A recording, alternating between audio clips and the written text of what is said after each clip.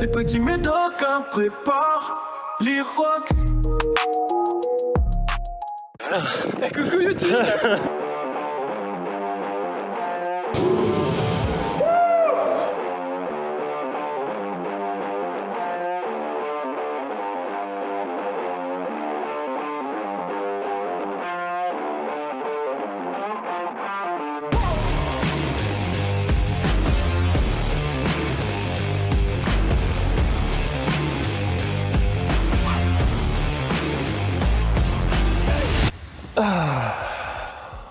Sur ce mois d'août, on avait un objectif spécifique, c'était augmenter le volume et l'intensité pour permettre au corps de surcompenser pendant une phase de repos jusqu'à fin septembre.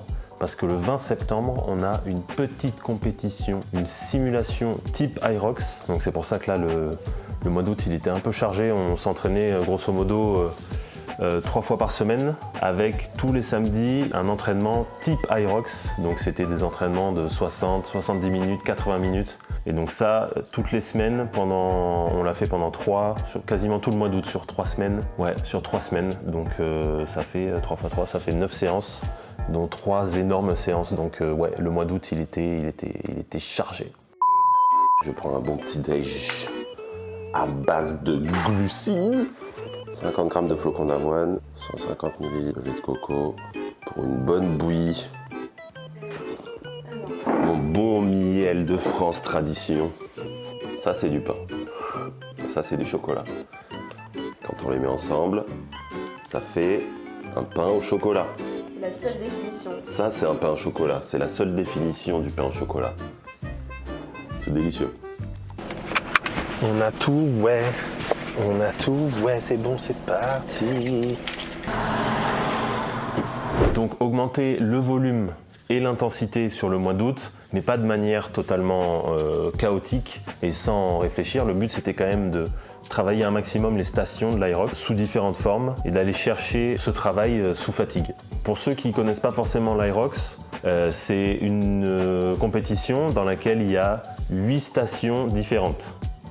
La première station, c'est celle qu'on appelle le ski erg. Donc en fait, c'est une simulation de ski de fond.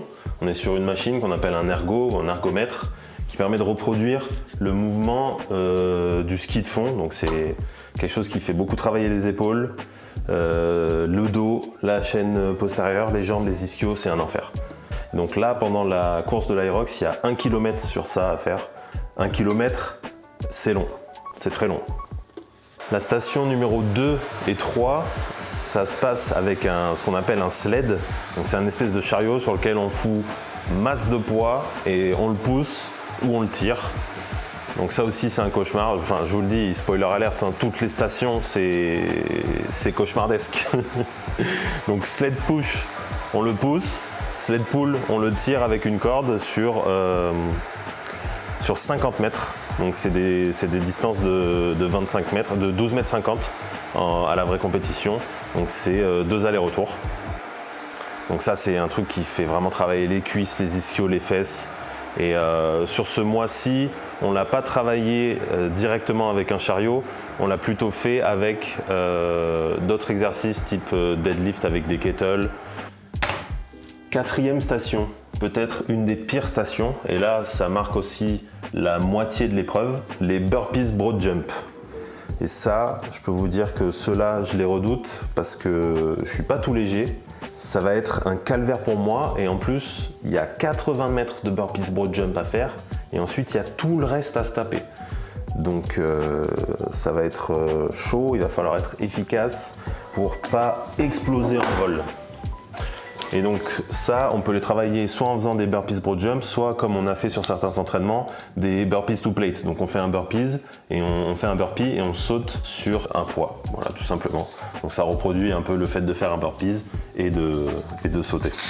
La 5e station, donc là on retourne sur un ergo, ce qu'on appelle le rameur. Donc c'est vraiment comme si on faisait de l'aviron. Et ça c'est 1 km aussi, donc long. 2e partie de course, donc la fatigue elle commence à être très haute. Ensuite, la 6e station, c'est les farmer carry. Donc là, on a 2 kettlebells, une dans chaque main, Et le but, c'est de marcher comme ça, comme si on portait des courses. Et c'est 200 mètres. Donc on a le droit de le lâcher, on a le droit de le poser et de faire des pauses, sans problème. Mais 200 mètres, c'est long. Surtout quand il y a du poids et que pareil, toujours pareil en fait, et qu'on a toute la course dans les pattes. 7e station, certainement l'une des pires, après les burpees. Je parle des fentes marchées, avec du poids sur les épaules. Donc là, c'est des fentes marchées sur 100 mètres, avec du poids sur les épaules. Est-ce que vous voyez le tableau? Donc on est sur quelque chose qui va absolument oblitérer les cuisses. On a déjà toute la course d'avant, on est à l'avant-dernière station, et on doit se taper 100 mètres de fente marchée, avec 10, 20, 30 kilos sur les épaules. Ensuite, pour finir vraiment en beauté, pour vraiment se mettre bien, vous voyez à la fin de la course, la 8e station, c'est les wall balls. Les wall balls sans wall ball, tout simplement. Voilà. Donc là, vous venez de faire 1h30 d'effort, et là on vous dit bah c'est 100 wall balls. Donc là, pour ceux qui ne voient pas ce que c'est des wall balls, c'est la concrétisation de l'enfer sur terre. Un ballon, vous faites un squat et vous l'envoyez à 3 mètres au-dessus de la tête. 3 mètres à peu près, je ne sais plus exactement la distance. Il y en a 100 à faire et après vous avez le droit de passer la ligne d'arrivée et votre course est terminée.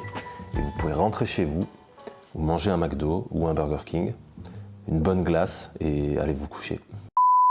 Et donc ça, c'est les stations de l'Aerox, sauf que si c'était que ça irait à peu près. Déjà, ça serait costaud. Mais entre tout ça, il faut rajouter l'ennemi public numéro 1, la course. Donc au total, ça fait 8 km de course, en plus des stations. Et donc quand je vous parlais des wall balls et des fentes marchées à la fin, imaginez avoir fait déjà 6 km de course en plus. Voilà, là le tableau, il est encore pire. Donc la course, c'est un truc qu'on a aussi dû travailler de manière spécifique. Alors heureusement, dans la programmation qui est suivie par la box à laquelle on est, c'est une programmation qui est très bien faite au niveau du Aerox. Donc il y avait beaucoup de runs pendant le mois d'août. On a couru en gros une vingtaine de kilomètres. C'est pas juste 20 km comme ça, vu qu'à chaque fois c'était dans des entraînements. C'est un équivalent de semi-marathon sous fatigue, vraiment pour simuler l'effort qu'on va avoir à l'Aerox. Donc à l'Aerox, c'est de la course, mais sous fatigue. Les jambes, elles sont totalement explosées, le cardio aussi, il y a tout qui explose quoi. Donc c'est ce qu'on a cherché c'est ce qu'on a travaillé sur les entraînements pendant tout ce mois d'août. Là, vous vous demandez peut-être ce que fait une coach quand les athlètes ils partent courir 1 km. Rien. Si, je bronze.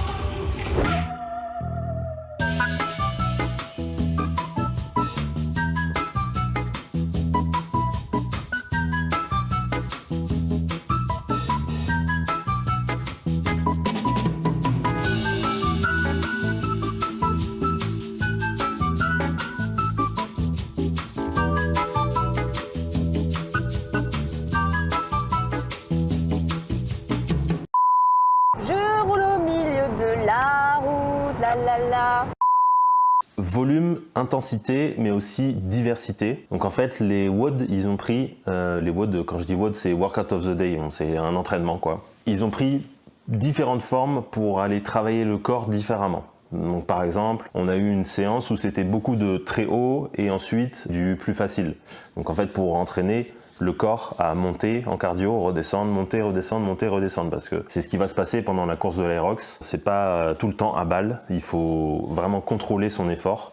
Donc c'est ça qu'on a essayé de simuler avec cet entraînement. Ensuite, on a eu un autre type d'entraînement, endurance musculaire, endurance cardio. C'est un WOD qui a duré 70 minutes, 80 minutes. Et là, le but, en fait, c'est de s'accrocher, d'arriver jusqu'au bout, parce que 80 minutes, c'est long, quoi.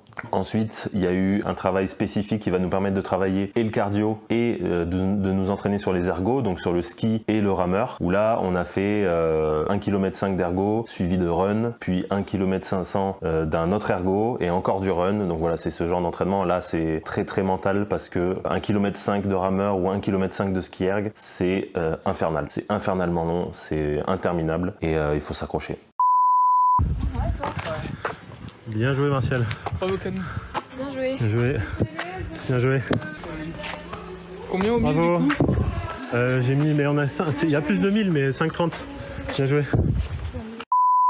Et donc cette phase de montée en volume et en intensité, elle est arrivée vraiment à son apogée avec un dernier entraînement, un WOD de 75 minutes qui fait travailler toutes les stations. Donc il nous a fait travailler le run, le rameur, le ski, les burpees, le sled, les fentes marchées. Je vais pas vous mentir, c'était compliqué parce que là on arrivait à la fin du mois, le système nerveux il commençait à être en berne totale, mais on est quand même allé au bout. Et c'était fun. C'était fun.